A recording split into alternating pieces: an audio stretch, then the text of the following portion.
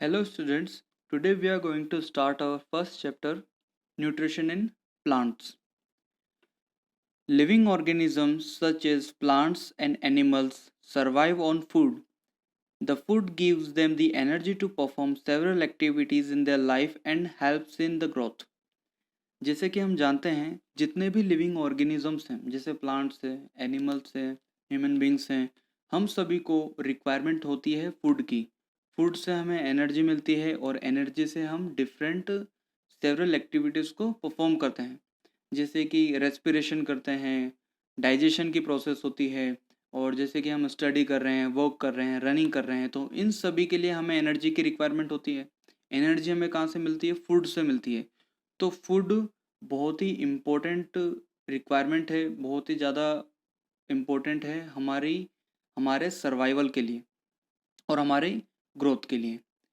Next हम देखते हैं न्यूट्रिएंट्स। न्यूट्रिएंट्स क्या होते हैं? आपने पिछली क्लास में न्यूट्रिशन इन ह्यूमन बींग्स के बारे में पढ़ा होगा। Nutrients, certain substances are present in the food that helps in the survival of the organisms. These special substances are called nutrients, for example, proteins, vitamins, carbohydrates, minerals and fats. तो ऐसे substances present होते हैं food के अंदर जो कि हमारे survival के लिए, हमारी ग्रोथ के लिए बहुत ज़्यादा इम्पोर्टेंट है। जैसे और ये न्यूट्रिएंट्स, तो इन सब्सटेंसेस को न्यूट्रिएंट्स कहा जाता है, जैसे कि प्रोटीन है, विटामिन है, कार्बोहाइड्रेट है, यही हमारी ग्रोथ के लिए रिस्पॉन्सिबल होते हैं। Some living organisms like plants synthesise their food by themselves while others such as animals depend upon the plants and other animals for their food. ऐसे लिविंग ऑर्गेनिज्म जैसे प्लांट्स हैं वो अपना खाना खुद बनाते हैं, while others such as animals, जो एनिमल्स होते हैं वो अपना खाना खुद नहीं बनाते हैं, वो डिपेंडेंट होते हैं प्लांट्स, दूसरे प्लांट्स पे या दूसरे एनिमल्स पे फॉर देयर फूड। वो अपना खाना खुद नहीं बनाते हैं, वो डिपेंडेंट होते हैं दूसरे प्लांट्स या दूसरे एनिमल्स पे। आगे हम देखते हैं mode of nutrition in plants. Based on the mode of nutrition organisms can be divided into two categories.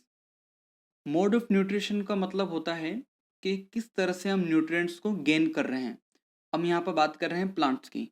तो फर्स्ट आपका आता है autotrophic organisms. They can prepare their food by themselves such as plants. तो autotrophic organisms वो होते हैं जो अपना खाना खुद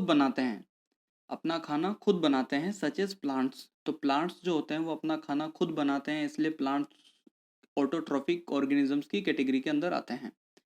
नेक्स्ट आता है heterotrophic organisms. They depend upon other organisms for their food such as animals. जो एनिमल्स होते हैं या फिर ह्यूमन बींग्स होते हैं वो अपना खाना खुद नहीं बनाते हैं, हम डिपेंडेंट होते हैं दूसरे एनिमल्स या दूसरे प्लांट्स पे। तो एनिमल्स एंड ह्यूमन बींग्स आते हैं हेटेरोट्रॉफिक ऑर्गेनिजम्स की कैटेगरी के अंदर। नेक्स्ट हम देखते हैं cells in living organisms. Cells are tiny units that help make up a living organism, hence they are called building blocks of an organism. जो sales होते हैं टाइनी का मतलब होता है स्मॉल, वेरी स्मॉल। जो सेल्स होते हैं काफ़ी स्मॉल स्मॉल यूनिट्स होती हैं जो कि एक पूरे लिविंग ऑर्गेनिज्म को फॉर्म करती हैं। जैसे कि हमारी बॉडी जो है उसमें मिलियंस ऑफ सेल्स है, हमारी मल्टी सेल्यूलर बॉडी है और हमारी बॉडी जो है ढेर सारे सेल्स से मिलकर बनी है। Building blocks of N organisms मतलब ये जो सेल्स होते हैं ये एक पूरे ऑर्गेनिजम्स को बनाते हैं। A cell is constituted of three major parts. First, a thin outer layer called the cell membrane. Second, a spherical structure located at the centre of the cell called a nucleus. Third, a jelly-like substance that surrounds a nucleus called the cytoplasm. तो cell जो है, आप जैसे कि यहाँ पर background में diagram दिया हुआ है उसमें जो बीच वाला जो पार्ट है वो कहलाता है न्यूक्लियस, और जो मेम्ब्रेन है, मेम्ब्रेन क्या कहलाएगी? जो पार्ट उसको कवर कर रहा है, जैसे कि ये पार्ट इसको कवर कर रहा है तो ये एक मेम्ब्रेन कहलाएगी जो कि एक सेल का जो न्यूक्लियस है उसको प्रोटेक्ट करके रखती है। और इसके अंदर एक जेली लाइक स्ट्रक्चर है जो जेली लाइक स्ट्रक्चर है उसे कहा जाता है साइटोप्लाज्म, जो कि न्यूक्लियस के सराउंडिंग में है। ओके, नेक्स्ट हम देखते हैं single and multi cellular organisms.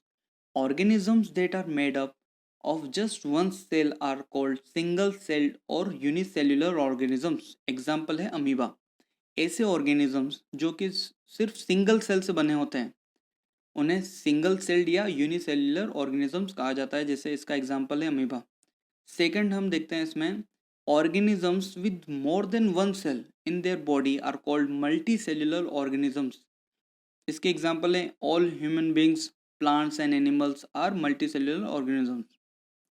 तो जितने भी ह्यूमन बींग्स हैं या प्लांट्स हैं या एनिमल्स हैं ये मल्टी सेल्युलर ऑर्गेनिजम्स हैं। इसका मतलब हमारी बॉडी जो बनी है वो ढेर सारे सेल्स मतलब मल्टी सेल्स से बनी है। एक सेल दूसरे सेल से कंबाइन हुआ और डिफरेंट डिफरेंट सेल्स कंबाइन हुए, एक कॉम्बिनेशन से सेल्स के कॉम्बिनेशन से एक ऑर्गेनिज्म बना, तो हमारी बॉडी क्या हुई, एक मल्टी सेल्युलर ऑर्गेनिज्म। नेक्स्ट हम देखते हैं how do plants prepare their food. Plants अपना खाना कैसे बनाते हैं। Plants prepare their food with the help of certain raw materials that they gather from there surroundings. Plants अपना खाना कुछ रॉ मटेरियल्स जो कि रॉ मटेरियल्स होते हैं उसको गेन करते हैं अपनी सराउंडिंग से। फर्स्ट है इसमें जैसे वाटर, सेकंड है कार्बन डाइऑक्साइड, थर्ड है सनलाइट, फोर्थ है मिनरल्स, फिफ्थ है chlorophyll. The process by which plants prepare their food by using this raw material is called photosynthesis. Water आपको पता है, हम जो प्लांट्स होते हैं हम जड़ों में उसके पानी डालते हैं, सॉइल में पानी डालते हैं, तो सॉइल में पानी रहता है तो उनकी जो पेड़ पौधों की जो रूट्स होती है वो वाटर को सक कर लेती है। सेकंड है इसमें कार्बन डाइऑक्साइड। एयर में कार्बन डाइऑक्साइड प्रेजेंट होती है, तो लीव्स में जो पत्तियां होती है पेड़ पौधों की उस पत्तियों में छोटे छोटे छेद होते हैं और उन छोटे छोटे छेदों में से CO2 जो जो स्मॉल स्मॉल पोर्स होते हैं वो हम नेकेड आई से देख नहीं सकते हैं। With the help of microscope we can see the pores, small pores on the leaves. और स्मॉल पोर्स जो होते हैं उन्हें स्टोमेटा कहा जाता है और स्टोमेटा से CO2 जो है, स्टोमेटा की हेल्प से जो प्लांट्स के जो लीव्स होते हैं वो CO2 को अंदर ले लेते हैं। सनलाइट की भी यहाँ पे रिक्वायरमेंट होती है। मिनरल्स जो होते हैं वो वाटर, जो सॉइल के अंदर ही आपके मिनरल्स प्रेजेंट होते हैं और वाटर में मिनरल्स मिक्स हो जाते हैं, तो वाटर एंड मिनरल साथ साथ रूट्स के द्वारा एब्जॉर्ब हो जाते हैं। इसमें लास्ट है क्लोरोफिल। क्लोरोफिल एक ग्रीन पिगमेंट होता है जो कि लीव्स के अंदर प्रेजेंट होता है। आपने देखा होगा जो पत्तियां होती है उनका कलर ग्रीन कलर होता है। ग्रीन कलर इसलिए होता है क्योंकि क्लोरोफिल जो है उसका पिगमेंट जो है वो ग्रीन कलर का है। This is why the colour of leaves is green. तो इन सभी की हेल्प से एक प्रोसेस होती है जिसका नाम है फोटोसिंथेसिस, और इस प्रोसेस की मदद से प्लांट्स जो होते हैं वो अपना खाना बनाते हैं। और जो इस प्रोसेस के एंड में दो प्रोडक्ट निकलते हैं, पहला है कार्बोहाइड्रेट और दूसरा है ऑक्सीजन। नेक्स्ट हम देखते हैं इसकी process of photosynthesis. Carbon dioxide is taken in through tiny pores on the leaves called stomata. जैसे कि यहाँ पे डायग्राम में आप देख सकते हो, स्मॉल स्मॉल पोर्स होते हैं, उस स्मॉल स्मॉल पोर्स से CO2 को अंदर लिया जाता है। सेकंड है water and minerals that are required for the process are transported to the leaves from the roots through the stem. जो वाटर होता है और मिनरल्स जो होते हैं ये कहाँ से एब्जॉर्ब हो जाते हैं, रूट्स की मदद से। रूट्स जो होती है प्लांट्स की वो वाटर एंड मिनरल्स को एब्जॉर्ब कर लेती है सॉइल में से।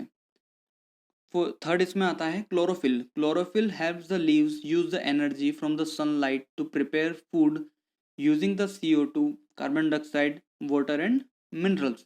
जो क्लोरोफिल होता है वो मदद करता है सनलाइट को कैप्चर करने में, सनलाइट को कैप्चर करता है और सनलाइट हेल्प करती है रिएक्शन को कंप्लीट करने के लिए। रिएक्शन को कंप्लीट करने से मतलब है यहाँ पर फूड को प्रिपेयर करने के लिए। आप यहाँ पर रिएक्शन देख सकते हो, यहाँ पर रिएक्शन है फोटोसिंथेसिस की। यहाँ पे CO2 मतलब CO2 प्लस हुआ H2O में, वाटर CO2 मिक्स हुआ वाटर में, और क्या रिएक्शन में आपको आउटपुट मिल रहा है, ग्लूकोज प्लस ऑक्सीजन।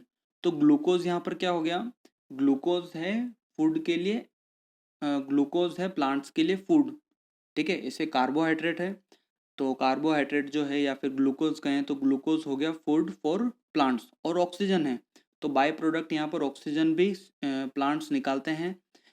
तो ऑक्सीजन फिर एयर में प्रेजेंट होती है और ऑक्सीजन फिर हम इनहेल कर लेते हैं। ओके, नेक्स्ट अब इसमें हम देखते हैं ultimate source of energy for all living organisms. We know that the plants use solar energy to make their food. The herbivorous animals depend upon the plants for their food. Animals that do not eat plants depend upon the herbivorous animals. Therefore, all of the living organisms directly or indirectly receive their energy from the sun. अब यहाँ पर बात की जा रही है कि ultimate source जो है एनर्जी का वो क्या है। जितने भी लिविंग ऑर्गेनिजम्स हैं, जैसे प्लांट्स हो गया, एनिमल्स हो गया, ह्यूमन बींग्स हो गया। प्लांट्स जो हैं, हम जो हैं एनिमल्स हैं और ह्यूमन बींग्स हैं, हम सभी डिपेंडेंट हैं दूसरे एनिमल्स या दूसरे प्लांट्स पे। तो हम देखा जाए तो हम जितने भी एनिमल्स हैं वो डिपेंडेंट है प्लांट्स पे। और प्लांट्स किस पे डिपेंड है? प्लांट्स डिपेंडेंट है सनलाइट पे। अगर सनलाइट नहीं होगी तो प्लांट्स नहीं रह पाएंगे, और प्लांट्स नहीं होंगे तो एनिमल्स नहीं रह पाएंगे, और एनिमल्स या प्लांट्स दोनों नहीं होंगे तो दूसरे जो कार्निवोरस एनिमल्स हैं वो भी नहीं रह पाएंगे, ह्यूमन बींग्स वो भी नहीं रह पाएंगे। उनका सर्वाइवल मुश्किल हो जाएगा, मुश्किलें नहीं, उनके लिए बिल्कुल इम्पॉसिबल हो जाएगा। तो यहाँ पर अल्टीमेट सोर्स जो है, जो फूड फॉर्म हो रहा है, जो प्लांट्स अपना फूड बना रहे हैं, वो सनलाइट की मदद से बना रहे हैं। तो सनलाइट यहाँ पर सबसे ज़्यादा इम्पोर्टेंट है। सनलाइट की हेल्प से ही ये सारी प्रोसेसेस हो रही है। अगर सनलाइट नहीं होगी तो लाइफ ही एग्जिस्ट नहीं करेगी, क्योंकि सनलाइट नहीं होगा, सनलाइट अगर नहीं होगी तो प्लांट्स अपना खाना नहीं बना पाएंगे, प्लांट्स अगर नहीं होंगे तो कोई एनिमल्स नहीं रह पाएंगे, तो लाइफ ही एग्जिस्ट नहीं कर पाएगी। So sunlight is very important and the ultimate source of energy is, ultimate source of energy is sun. जो जितनी भी हमें एनर्जी मिल रही है डायरेक्टली और इनडायरेक्टली, तो डायरेक्टली और इनडायरेक्टली जो सोर्स ऑफ एनर्जी है वो सन हो गया यहाँ पे। नेक्स्ट हम देखते हैं how do plants generate proteins and fats. जैसे कि हम जानते हैं कि हमें जो एनर्जी मिलती है वो कार्बोहाइड्रेट से मिलती है। हम किसी भी एक्टिविटी को परफॉर्म करते हैं तो हमें एनर्जी की रिक्वायरमेंट होती है, और एनर्जी हमें कार्बोहाइड्रेट से मिलती है। लेकिन दूसरे न्यूट्रिएंट्स भी होते हैं, जैसे कि प्रोटीन हो गया या फैट हो गया, तो इनका क्या रोल है, और प्लांट्स को भी इन न्यूट्रिएंट्स की रिक्वायरमेंट होती है क्या, और रिक्वायरमेंट होती है तो प्लांट्स कैसे इन न्यूट्रिएंट्स को गेन करते हैं, तो इसमें हम देखते हैं। Along with carbohydrates, plants can also produce proteins and fats which are formed with the help of nitrogen. तो प्लांट्स फोटोसिंथेसिस की प्रोसेस से कार्बोहाइड्रेट जो ग्लूकोज होता है वो तो फॉर्म करते ही हैं, लेकिन प्रोटीन कैसे बनाते हैं? प्रोटीन देखो नाइट्रोजन की हेल्प से। एयर में नाइट्रोजन प्रेजेंट होती है, तो एयर की नाइट्रोजन को यूज़ करके प्लांट्स जो हैं प्रोटीन को बनाते हैं। और प्रोटीन्स भी काफ़ी ज़्यादा हेल्पफुल होता है for the growth of plants. ऐसे प्लांट्स जो कि जिनको प्रोटीन की रिक्वायरमेंट होती है वो प्रोटीन नाइट्रोजन से गेन करते हैं। Nitrogen is present in large amounts in the air, but plants can not consume the nitrogen directly from the atmosphere. हमें पता है नाइट्रोजन जो है एयर में प्रेजेंट होती है, और वो काफ़ी लार्ज अमाउंट में, 78% लगभग नाइट्रोजन प्रेजेंट होती है। लेकिन जो प्लांट्स होते हैं वो नाइट्रोजन को डायरेक्टली कंज्यूम नहीं कर पाते हैं। तो क्या होता है, the soil often contains some bacteria that are capable of converting the nitrogen into nitrates which can be used by the plants. जो सॉइल होती है, सॉइल के अंदर कुछ बैक्टीरिया होते हैं, कुछ ऐसे माइक्रो ऑर्गेनिजम्स होते हैं, फॉर एग्जांपल राइजोबियम, और भी डिफरेंट बैक्टीरियाज होते हैं जो कि एयर की नाइट्रोजन को कन्वर्ट कर देते हैं नाइट्रेट्स के कंपाउंड्स में, और नाइट्रेट्स के कंपाउंड्स में कन्वर्ट कर देते हैं तो नाइट्रेट्स के कंपाउंड्स आ जाते हैं सॉइल के अंदर, और वो नाइट्रेट्स के कंपाउंड्स जो हैं वाटर के साथ मिक्स होकर रूट्स के द्वारा एब्जॉर्ब किए जाते हैं प्लांट। तो प्लांट्स नाइट्रोजन को इस तरह से एब्जॉर्ब कर लेता है और अपना खाना और प्रोटीन को गेन कर लेता है। Also fertilisers used by farmers and gardeners contain a high amount of nitrogen which mixes into the soil and used by the plants. अगर बैक्टीरियाज नहीं होते हैं या फिर और भी कुछ ऐसी कंडीशन होती है जिसमें प्लांट्स को प्रोटीन चाहिए, तो फर्टिलाइज़र्स का भी इस्तेमाल किया जाता है।